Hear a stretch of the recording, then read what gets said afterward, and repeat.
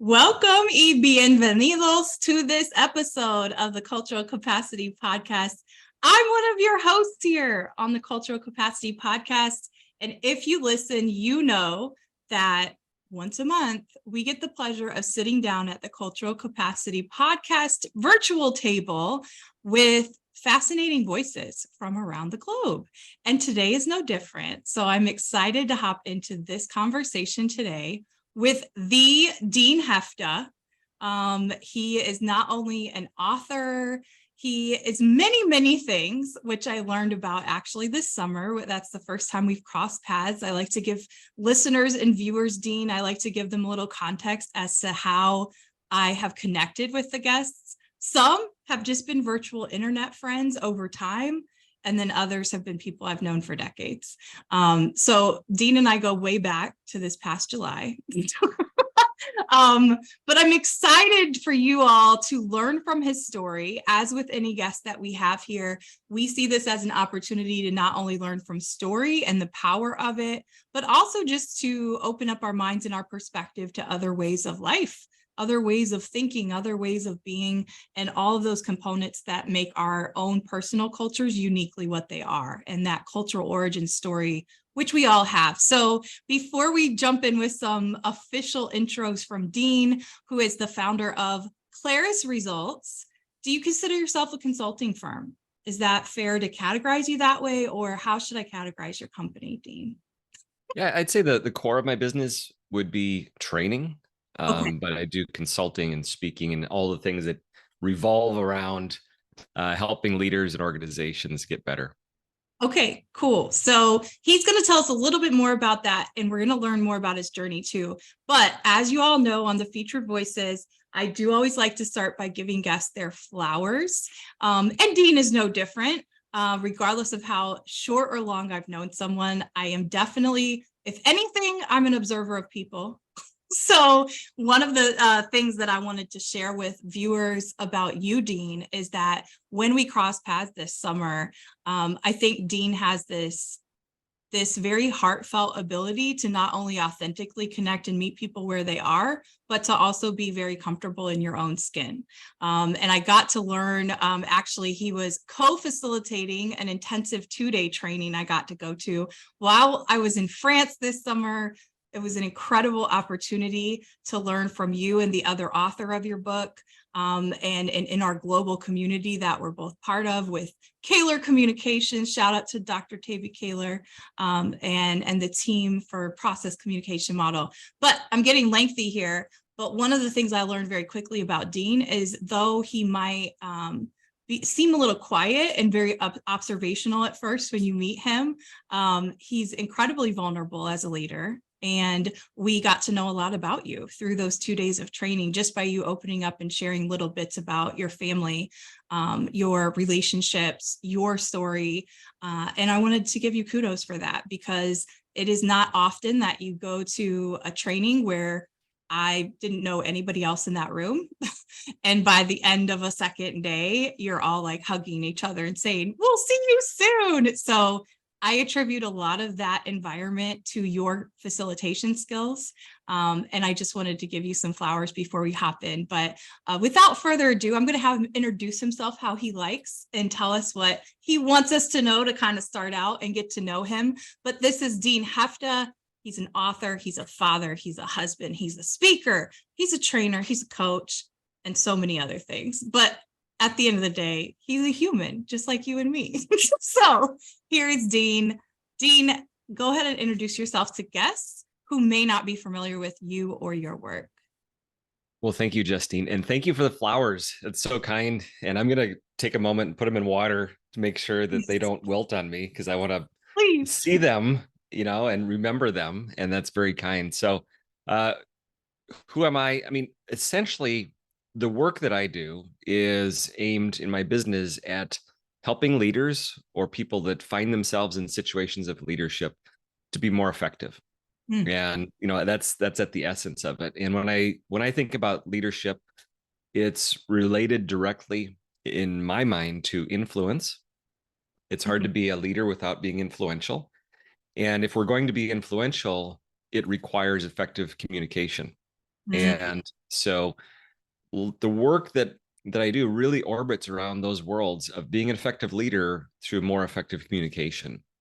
And that's why, our experience together around process communication model, it's really important tool that I bring to my clients from a perspective.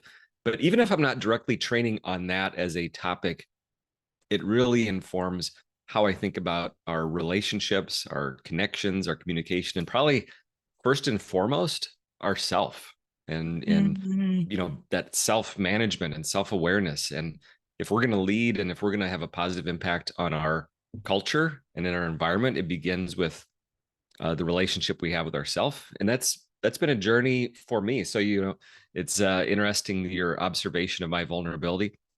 That is not what somebody would have said 15 years ago. Yeah. And so that's been, you know, part of my own journey of recognizing the utility, the value, the impact of being able to be more open, not because I wanted to hide anything, but really before I just didn't think that it was that useful to share more about myself. Would you So would you consider yourself an introvert? That might be a loaded question, but I'm asking because I think you hit on something important for listeners. And I try to always break apart because we have so many unique perspectives on the Featured Voices episodes. So could you go a little further with that mhm. evolution part? Because I think sometimes my story is actually similar, Dean. And I know some people might not believe that because they're like, oh, you're so outgoing and friendly. And I'm like, I'm actually like an extroverted introvert. I've had to work really hard and still I work to, like you're saying, that's a lifelong thing of feeling comfortable in one's own being, in one's own skin. So what helped you get there? Because obviously we both work with a lot of different leaders across different sectors. And I see the same thing where people say, well, it's not that easy to be vulnerable. It's not that easy Mm, to share certain parts of who I am. And they say exactly what you said, which is, it's not that I'm hiding things. I'm not this like CIA person out here with a double life or like, could you explain that more for people, especially for those of us, even if we're just perceived this way, but also for those who are extroverted, who go, mm. Dean, like if they don't understand that. Right. Yeah. Well, I really love that question because I want to hit on a couple things. The concept of introvert, extrovert, and some of my journey, maybe of more vulnerability. The introvert extrovert is interesting because I think the most common thing that I hear from people is when maybe our tendency as people is to oversimplify, to reduce people to boxes or categories or simple ways of our these binary thinking of, are you this or are you that, are you introverted or are you extroverted? And I would say most people, maybe 90% of people, would respond to that with, well, it depends. It Mm. depends on the situation, it depends on the people, it depends on the environment, it depends on my energy, it depends on many things. And that's one of the things that I have appreciated about the model of a process communication model is the recognition that we have all of these different energies inside of us that we use in different moments. And if you put me on a scale, I would tip towards the introverted side, but I have many people around me that would refer to me as someone who is so outgoing and so extroverted. And I believe there's a much deeper and more nuanced definition of thinking about introversion versus extroversion. Mhm. I'm most comfortable one-on-one.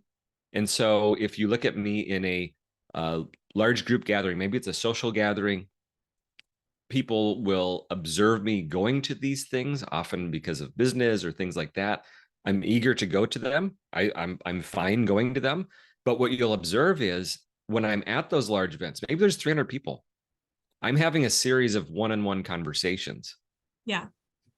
which is different than people that go to those that end up holding court with maybe 6 or 8 people and everybody's gathered around and experiencing the energy and laughing. And right, that's not how I tend to do it. I tend to have these one-on-one conversations.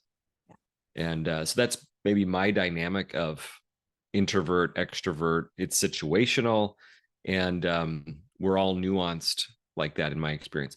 My journey to being more maybe vulnerable or transparent probably started at the beginning of my career. I started unintentionally in the world of sales. That was not my objective, but I needed a job. Right. And as many of us As have many of needs us to. find ourselves doing over the years. That's right. And one of the trainers that was formative for me early in my career uh, encouraged me to share more of my story. And my response was like, I don't feel like I need to talk about myself. And his challenge was, it's not about you, it's about them. Mm, And so if we think about that vulnerability and openness, not as self-serving or like I'm trying to do, therapy in this moment. This is not about doing therapy with others by sharing our trials and tribulations or trying to get the spotlight on ourselves or, poor me or woe is me or victim, mentality. It's none of that. It's simply sharing for others so they understand our journey and how do we build rapport? We find points of commonality. it's a we way to we see connect. the humility of people's Yeah. mistakes and fears and all of those things, and so this humanness begins to emerge, and we find more of those points of contact so we can build that rapport.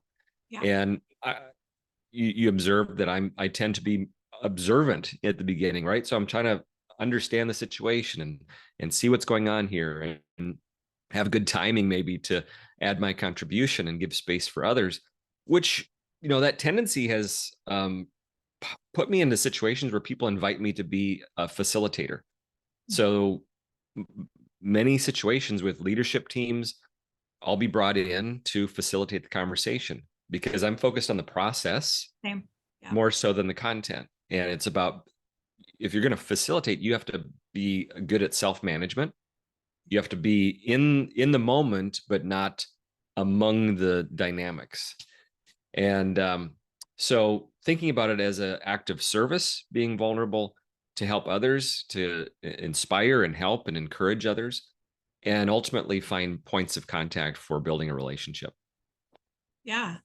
So talk to us a little bit about how Dean ended up here as founder of Claris Results. So you mentioned taking a job early on. However, because I know a little bit of your story, I want to tap into this just because, again, we have viewers and listeners from all over.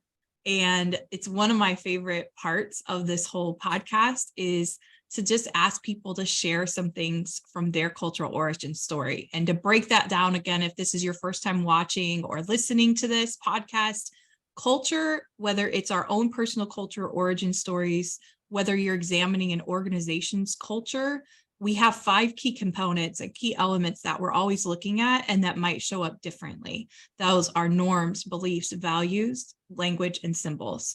And those can all look a multitude of ways. Especially that language one. And I know Dean and I are both big on that, being part of the process communication model global community. But language is not just only hablo en español y también en inglés. It's not, I speak in Spanish and also in English. It's exactly what Dean was just referencing, which was, can I get on some form of the same wavelength as this person that I'm having a connection with? And what are those connecting points for both of us that we have in common? I think about that often because in Spanish, the word for community, right, comunidad, is from the word común, common. All of that stems back to the Latin roots of what you have in common. We can't build community by just trying to grab something and go, well, Dean wears glasses and I used to wear glasses. Boom, glasses crew. Right. I mean, you can, but will there be meaning? Will there be depth? So tell us a little bit, and I'll kind of guide a little bit only because I'm curious for how you'll share it too. But you have now worked with some incredible organizations. You've co-authored a book, maybe even more. Tell me if I'm missing anything. I don't know your entire biography, but you've done such incredible things. And you also began your childhood days with farm life.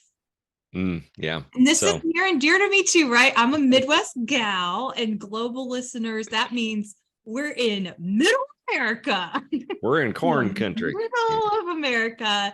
And I did grow up around some farming and stuff too. So this fascinated me because, again, how we met was at a global conference in France, and we found out we actually live like 2-3 hours apart from each other. So That's right. small world. It is. It certainly is. Yeah. So my story, as you said, I grew up on a farm, family farm, multi-generational family farm, youngest of six by a long ways. So my nearest sibling is 12 years older than I am. So essentially I grew up as an only child with much older siblings, and growing up on the farm in actually North Dakota. So very, very rural. That's the formative experience. You learn responsibility very early. You're entrusted with things very early. I think I started driving a vehicle when I was, for the first time, maybe 8 years old or something like that. And you have lots of time to think and reflect and experience nature and the world and all of those kinds of things.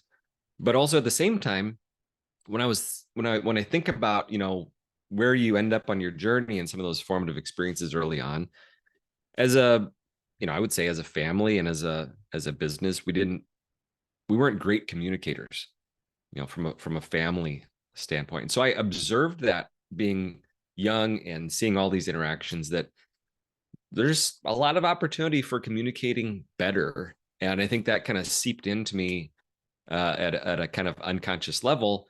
And eventually, over the course of time, it's always this interest and this curiosity that's informing some of the things that I'm doing, that was running in the background, right? So kind of what's the software running behind us. And so through my journey, whether it was in sales, whether it was moving into more executive leadership, more training and development, all of those things, that was this kind of commonality that eventually 5 years ago, I just said, I I feel compelled to go and create something of my own, to go out to be in service of others. And I believe that people will want to pay me for whatever I can bring to them to help them. And here I am still today. If you build it, they will come. If you build it, they'll come, right? If you find their problem, they will pay you. Right, right. So talk to us then a little bit about your book. I'm actually going to pull up a picture of it. So do you tell us a little bit about your text and your opportunity in co-authorship? Had you written any books before, or had any publications before you and Michael's book came out? That was the first. That was our first. Both of our first books and our first book together. A little bit of origin on that. So Michael Dufresnel, the my co-author, who lives in Paris, he was my certifying trainer in process communication model. And we met each other for the first time in Atlanta several years ago. And at the end of training, we were actually giving him a ride to the airport, and he said, in passing, he said, we should write a book together. And I said, okay. And I kind of threw the comment away a little bit, because I thought, I don't know what to do with that. And then I followed up with him and asked him to basically convince me why I should be his co-author. And we talked about some of the reasons behind that and some of the things that he saw.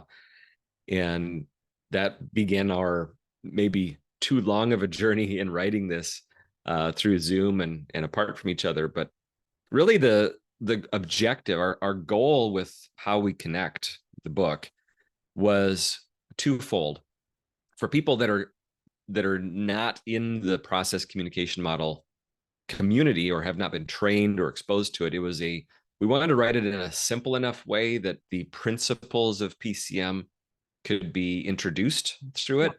Yeah. But the primary approach is really for people that have maybe taken the assessment, they've been exposed to it, they have their own report, maybe they've gone through some discovery training, some introductory training, or maybe they are a trainer themselves. And so we created it as really a reference resource. We put together the first comprehensive glossary of terms for process communication model, so that people can go back to, what is this word that we're using in a very specific way in PCM? What does it mean? How do we have a shared definition?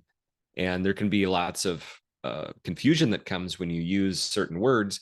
And so we want to make sure that there's a shared understanding. And so that was one of our objectives. And then just being able to have a accessible reference guide for people to come back to and to keep our minds fresh on the basics of PCM. That was our goal. Yeah. And it's been a fun experience and a learning journey along the way. So here's where you can find Michael and Dean's book.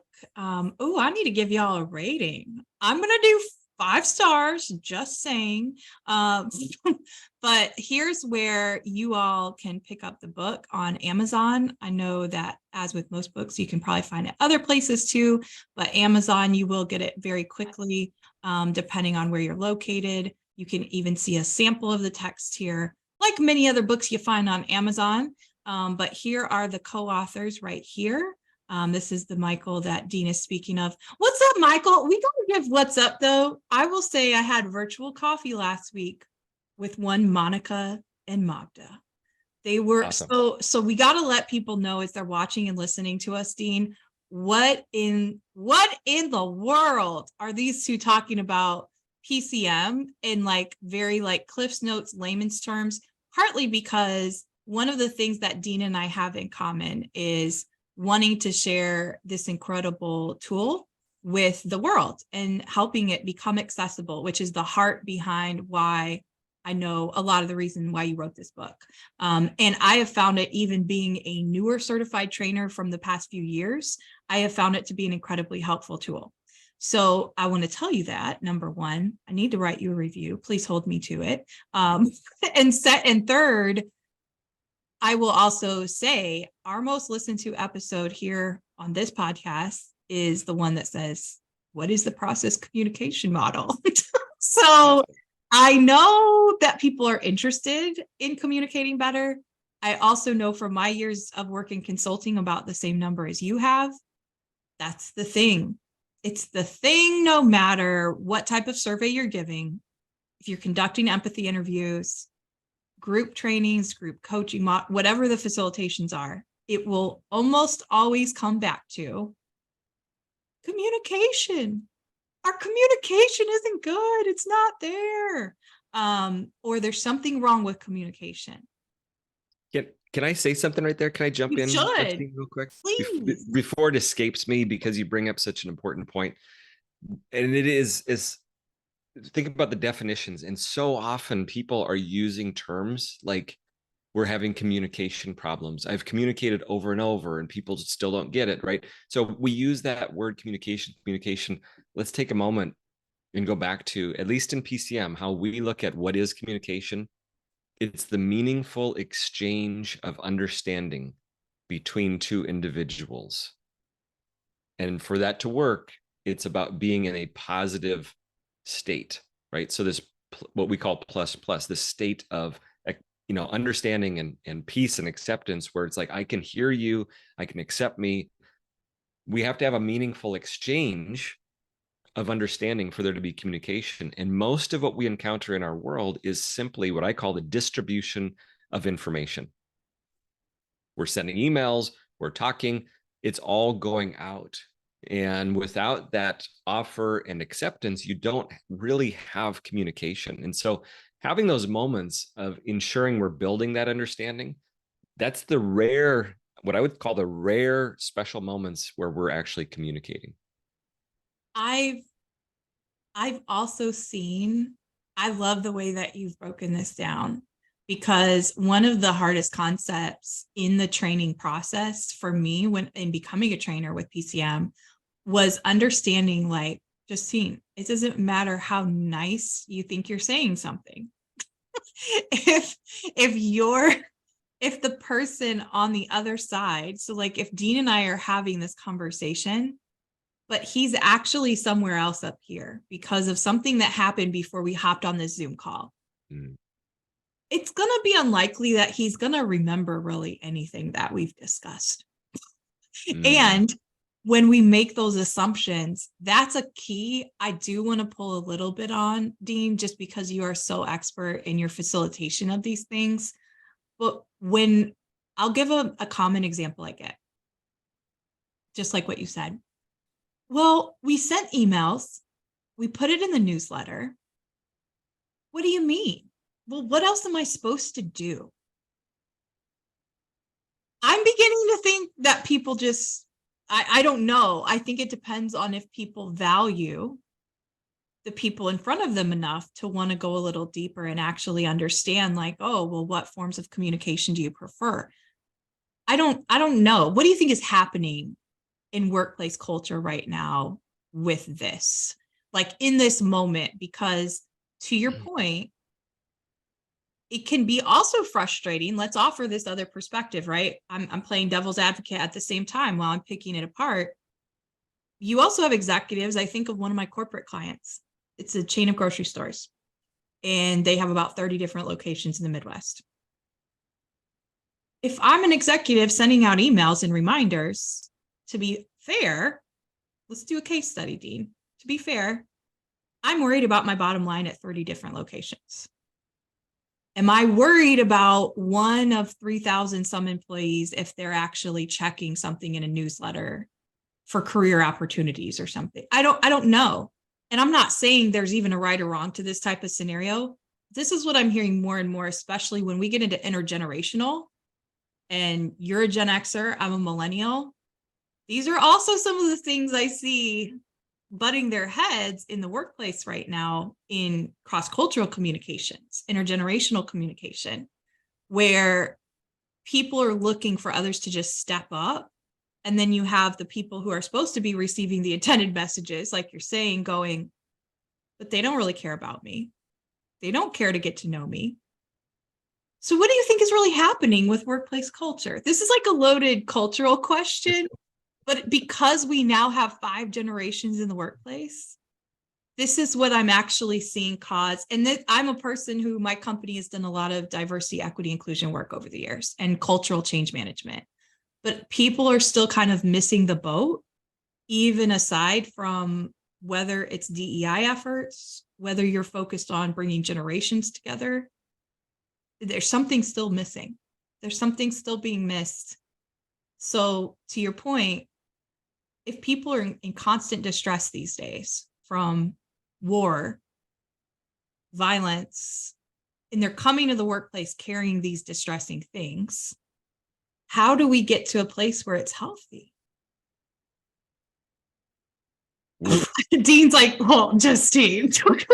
we might need to schedule another five more interviews. Like this is like such a big thing, right?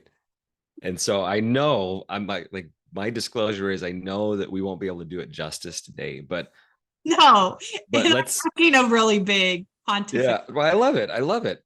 I'm just so excited by the question, the topic, and it's so much about where I spend my time that we have to be able to recognize that it's easy for us to attribute our frustrations to the individuals. Mm-hmm. Why didn't my boss do this, or why did my employee do that? What's wrong with them, right? So we have this fundamental attribution problem that we have to deal with, when in reality we've got some macro things that are demanding things of us, that we're then experiencing these micro frustrations. So you think about this, right? What have we done in the last 30 years? Well, we've essentially gutted middle management in most organizations. The push has been to flatten the organization, reduce cost, increase efficiency. Well, what has that led to? We've got managers that have 24 direct reports. Well, I can assure you that you are not going to be able to develop, coach, or connect with 24 direct reports. You can't do what needs to get done. And on top of that, they spend half their time as a working manager doing things that must be done by, it's like keep the company running. Yeah. And so with those types of constraints, what am I going to resort to in my communication? I'm going to resort to the easiest, fastest way to get information out.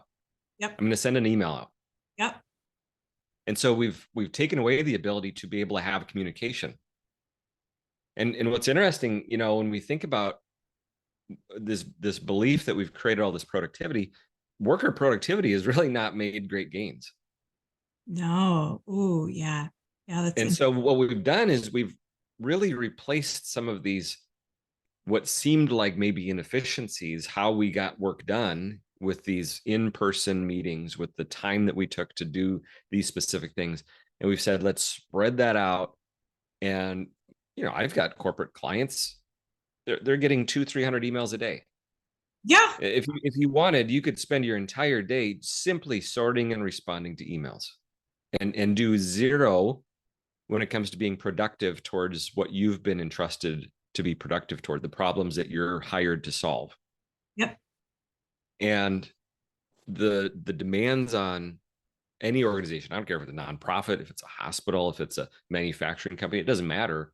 Yep. Everybody's being pulled in all of these different directions. And then the strain that we name is the interpersonal relationship, the frustration we have with a person, because it's the most obvious. And so we can attribute our problem with the person. Yeah, that's good. When it's many other things that are putting us into this situation. And it's hard for us to say no, right? Because of the game we're playing, the system we're in, or because we are sincerely, I look at it like this: who tends to get promoted into positions of management? Well, what are the traits they tend to demonstrate? They're hardworking, reliable, good problem solvers, work well with others, helpful. Okay, so we give them more responsibility. What is their unconscious belief they need to do more of? They need to do more of all of those things that got them that promotion. Yeah. So I'm going to work harder. I'm going to Yeah. make better decisions. I'm going to solve more problems. I'm going to be more helpful. And so Right. this unbelief underneath the surface is, I just have to give more of me. And I'm working 80, 90, 100 hours a week. How much more can I give? No. And then we wonder why there's miscommunication, frustration, burnout, turnover, lack of productivity. Yeah, I would say, to your points too, I think the underlying root cause, whenever I hear that as the finger point, so to speak, of it, to me, a lot of it does go back to self-awareness and self-accountability as well. I think that it's really hard for us as humans to really be honest with ourselves sometimes. And that's what's required to actually evolve in our ways of thinking, in our ways of communicating, to even get to a place where we go, oh, okay, I could have handled that differently. I could have responded better, or I could have managed my own distress in that situation a little differently. That's why for me, finding out the tools of process communication model and all of the long time research that's been associated with it as well. Not only was it a game changer for how I think about my clients in business, it was number one, a game changer for myself. Because believe me, I don't invest in things that I don't believe in. And for me, there was just so many aha moments for how I had been mismanaging exactly what you named. And that had been a lot of my story over the years of being promoted and doing and achieving. But then you're putting extra pressure. And I found this to be true because in a lot of situations, I'm like 20 years younger than the people I'm evaluating. So then on top of it, you're also kind of navigating some identity stuff of, am I enough? Am I worthy for this role? Like all those things that you already battle. And I don't think until we create time and space and we value in the workplace what it's required for people to continue to develop, regardless of their title, I think, yeah, to your point, it's still going to be this untapped thing that we gloss over when there's actually so much nuance underneath of it. If I can add just one thing to that, before we move on, every organization has the interaction between the individual and the system. Yeah. And the challenge that we run into is often our problem is emerging from our system. But when we are in distress, or when our people inside the system are in distress, we can't think clearly. We can't see the real issue. We can't solve the underlying issue of the system. And so we attribute it with this, this limbic hijack where it's got to be this person, and we move into this fight and flight and all those things. And what happens then is, and by the way, I mean, the world and the media, they want us pissed off, they want us angry, they want us distracted.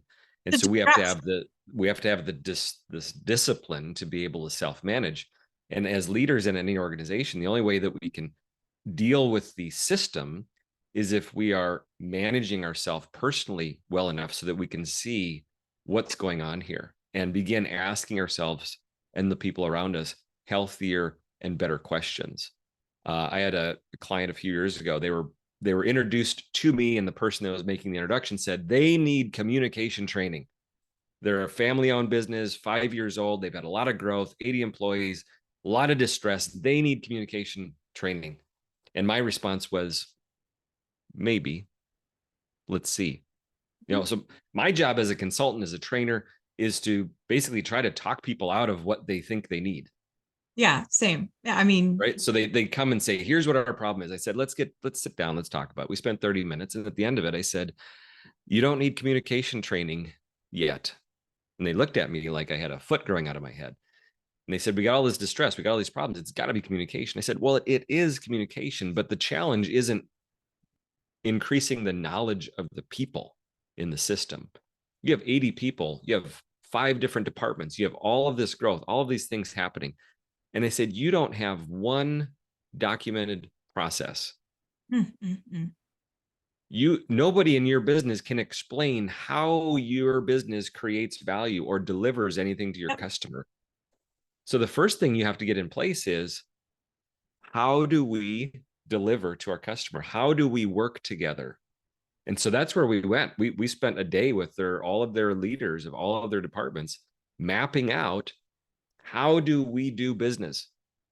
That's what, real talk, that's what a lot of even my assessment tools for my company over the years, they end up landing on that exact phenomena, because places reach out. Oh, we've got problems with culture. Oh. But it's the same exact findings, like what you're saying. No matter if the thing is culture or communication, those are the 2 big ones, because that is what my company does too, similar to yours.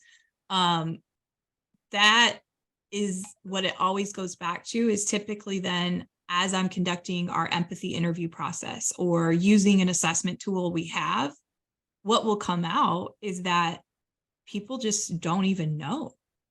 They don't know what they don't know, because then, like, upper management might tell me in a meeting and they'll go, oh yeah, we've got very direct processes for how we handle this. We've got policies. And then when I go conduct empathy interviews, which again, you're telling upper level senior management, I hope you don't need me. I hope that all the assessments come back when I put together the reports, all this stuff. It's like, boom, yo, rock, awesome. Like, I hope that you don't need me. But usually it always lands on that. When it's named as culture or communication, it's really a breakdown of how those things are made available and how we choose to actually, I'm going to use a K-12 term because it's my background and I'm a teacher at heart. It's how we check for understanding. That's what's called in education terms, but that's what I see many leaders, specifically in corporate too. They're not trained. Many of us aren't trained to innately just know how to do those things. And we had a meeting 6 months ago, and we decided that we were going to. I sent an email 6 months ago, and you responded yes on it, instead of just doing the diligence, right? Like, in my trainer in PCM, he was amazing at this, and I now use it in email all the time, because you're sending, like you named earlier, you're sending an invitation. But now I learned very well from Dr. Michael Gilbert, and he'd always put it. And at first, when I was first being trained, I'm like, well, this is a little overkill.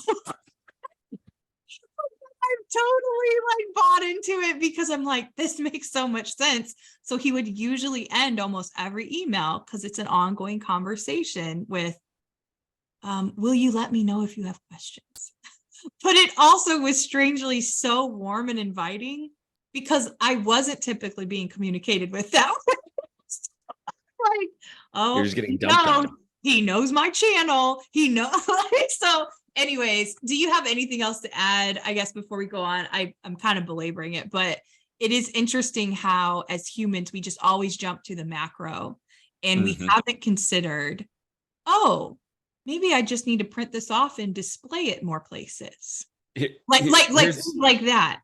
yeah, here's how I'd land this part of it. And that is I had another situation with a coaching client, global corporation that he was a part of a leadership group recently put to, and he was in South America, and the rest of the leadership team was in Europe, mostly in France, and he was having frustration because he wasn't able to get things done that he was wanting and hoping and opportunities that he saw. And the story he told himself was that it was a cultural thing, that those Europeans have it out for me because I'm South American, right? And then once we go through the PCM, Historically, wait, let me just say this really quick. Historically, we know, and I say this as a person who holds both indigenous and colonizer bloods from Latino America, like that is warranted in some ways. And also, it's also a bias that he's holding, right? Sorry, right. just want to point that out for language to our listeners. Okay, sorry. And so being aware of those stories, what he realized when we got into the PCM side of it, and he understood the structure of most of his peers in Europe compared to his perceptions, channels, structures, psychological needs, radically different. Yeah. And he quickly realized, oh, the issue has not been the culture. Yep. It has been our perceptions based Yep. on our personality. That's right. And so he was able to change the story and change his approach to meet them where they're at, to get them what Right. they need and Yep. have more success. Yep. And so, like, I'll sum it up with saying, let's be very quick and eager to separate the problem we're experiencing from the person that's in front of us. Mm. Let's make sure that we are recognizing that there are many factors. Let's be curious and ask ourselves questions like, how do I know? And how might we go about solving this? And what's the real issue here? Because typically we're experiencing the presenting problem rather than the real problem. Mm, mm, mm. Dean didn't come to play today, you all. He came to drop some wisdom.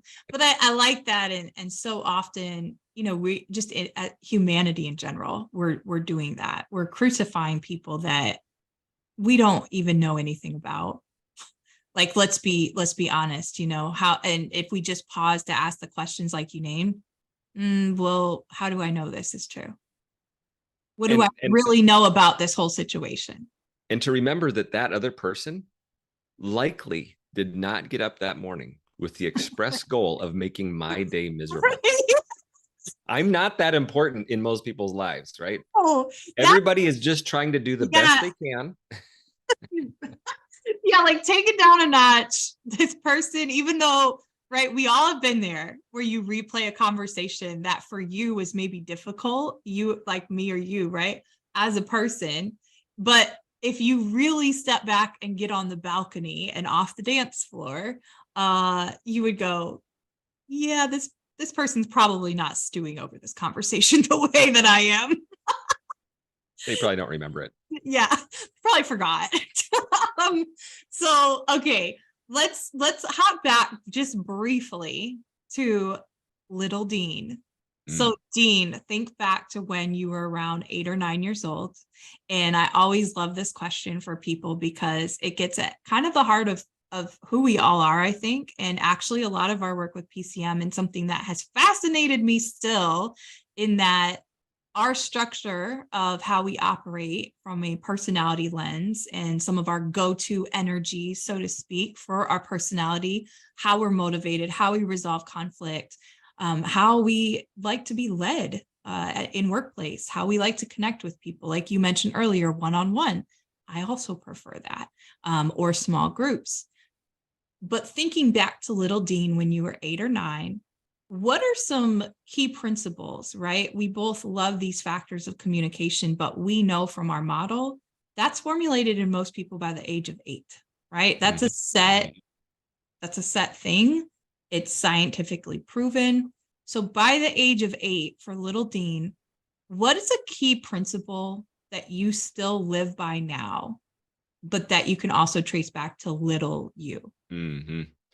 Yeah, that it's really interesting archaeology to do, right? When you think Yeah. about those formative things, and many of them you don't remember, you don't recall where that software came from. But this might seem a little bit odd, but I do have this memory when I was, to your age point, probably 8 or 10 years old. I had nieces and nephews Mhm. when I was young because of the age discrepancy in our family. Yep. And so I was closer in age to my nieces and nephews than to my siblings. And I was probably 8 or 9, 10, somewhere in there. And they gave me a shirt. I don't know if it was for birthday or what it was for, but it was Snoopy. And if you remember some of those Snoopy shirts, it said Joe Boss. Joe Boss. And what resonated with me was I had a tendency when I was around my nieces and nephews to be a little bit bossy, right? Telling people what needs to be done. And Were you like uncle cousin? yeah, uncle cousin. You Yeah. were uncle cousin.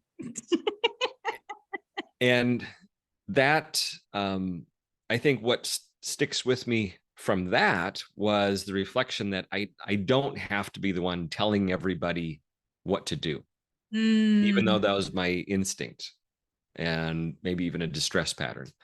And Okay. so making sure, as I went into situations of leadership and working in team settings, recognizing the need to involve people, engage people, bring people into the process. And just because I know the answer doesn't mean it's the best one. Just because I know what needs to be done doesn't mean that other people shouldn't have a say in the plan.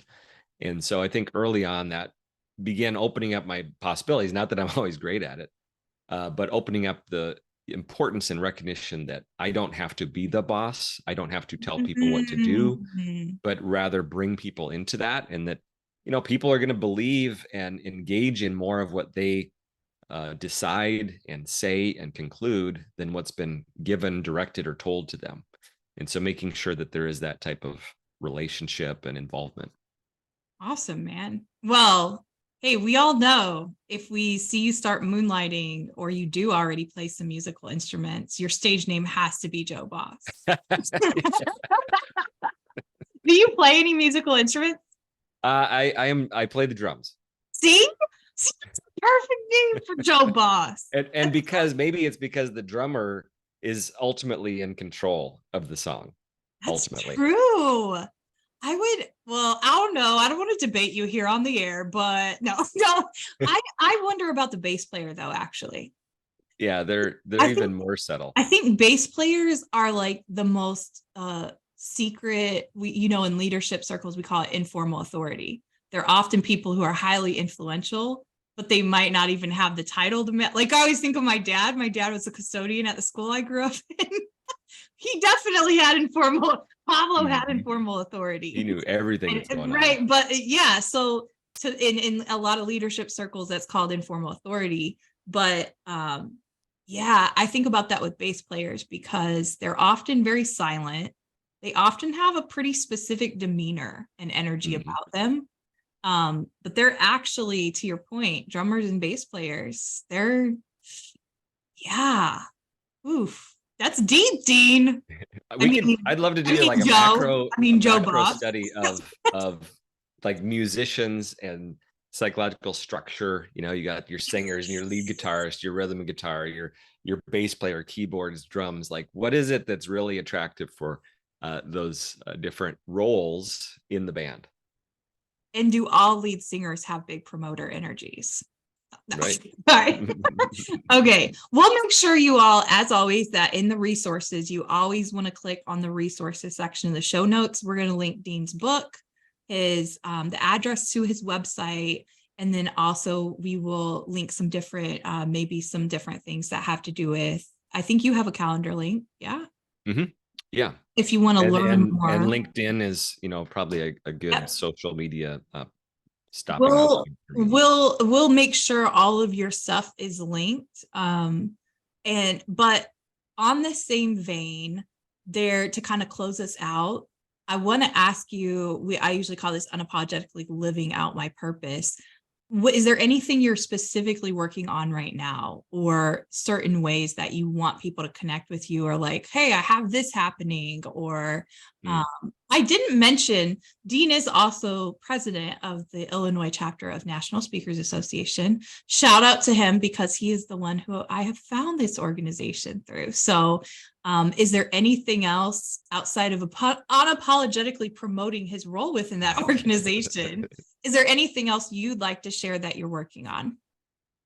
Yeah, not specific projects. We've got the book, we've got the Yep. Speaker Association. And if I take a moment just to think about the Speaker Association and encourage all of your listeners, wherever they are, and that is, and I think it's fitting for what you talk about, and that is find a community. And so National Speaker Association and our Illinois chapter is more than anything a community of people with shared interests that are wanting to support each other. And it's a supportive, encouraging community.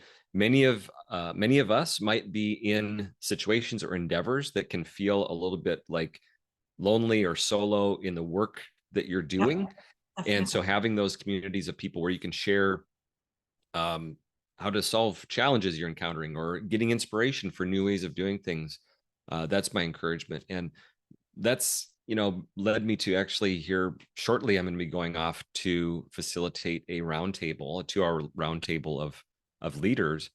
And one of the things I found with that is there's a great desire and a hunger that people many didn't know they had. This hunger is to have those places, those spaces in what I call places to slow and grow, where we can come together, 5, 6, 7, 8 of us, to just step back from these, I'm holding up this phone here, what I call a weapon of mass distraction.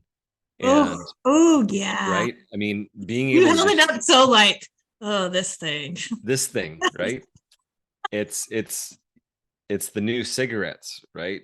It used to be we occupied our free time with having a smoke, and now we check Twitter or whatever. And You mean so X? You mean X, excuse me, formerly X? known as Twitter.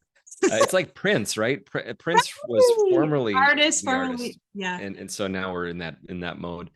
Um, but having those moments where we can either participate in or facilitate those places where we can slow and grow and have those meaningful conversations that never get forced onto our calendar. Everybody else's priorities are forcing their ways onto our calendar. And so let's find those spots where we can rejuvenate in connection and find that inspiration Mhm. and encouragement in those moments. So make that a priority. Whew, that was good. That there's so many people I know looking for that right now. And I know I have only gone to one event and I've already connected with so many people just from one event. Mhm. So thank you. That's attributed to you. Final question to close this out. What is something you get asked all the time?